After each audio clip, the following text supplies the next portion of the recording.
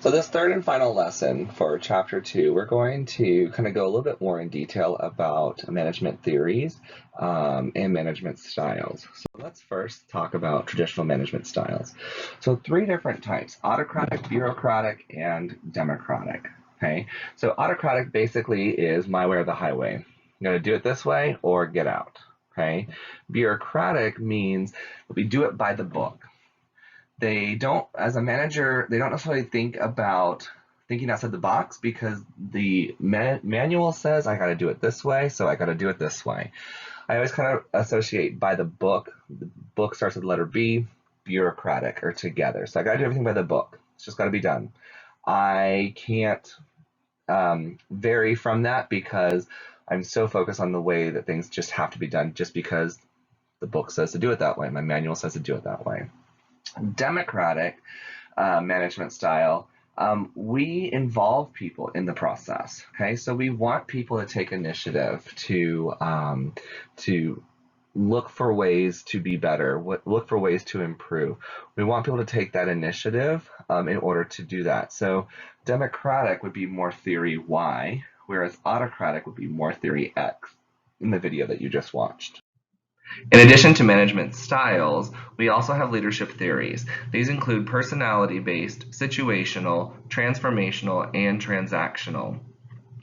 The first one, personality-based, is a traditional leadership theory that basically says people are willing to follow you as a leader because you are charismatic, because you are well-liked, and you're respected by those individuals. There's a few flaws in that. You have someone who, like Bill Gates from Microsoft, who's not necessarily a very charismatic person, but yet he is a great leader for the organization. The second one is situational.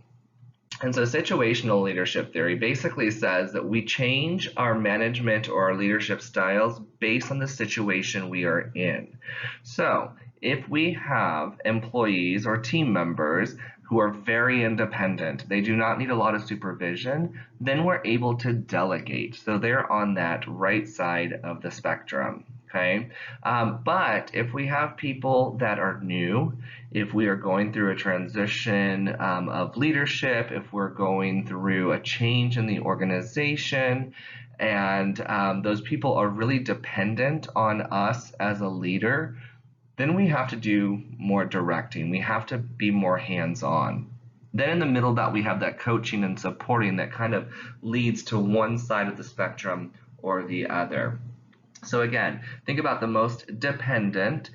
You are directing people because they need that direction. However, if the team is well established, they're very independent, then you can definitely delegate a lot of those tasks, and that way the people don't feel like you are what we call micromanaging. We don't want that in a very independent environment. Process.